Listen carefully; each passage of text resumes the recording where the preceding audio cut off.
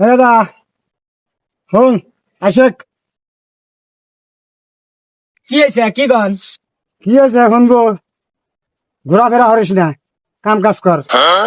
এই যে ধান গাড়ছি, কাটারি ধান গাড়ছি,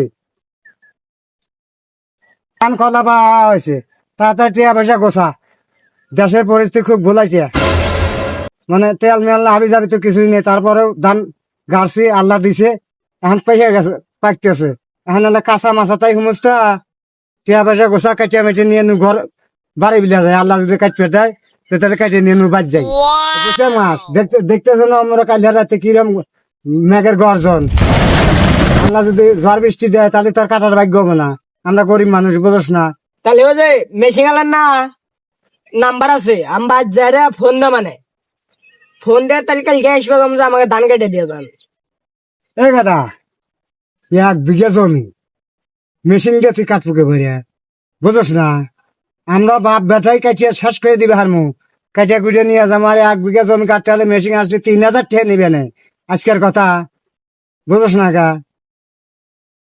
তাহলে আমাকে একটা কাম হারান লাগবো, যে কামে যে হারান তাহলে না বাদ যায় কাছে মাছে নিয়ে আসবো, নিয়ে এসে কেটে নিয়ে যাবো।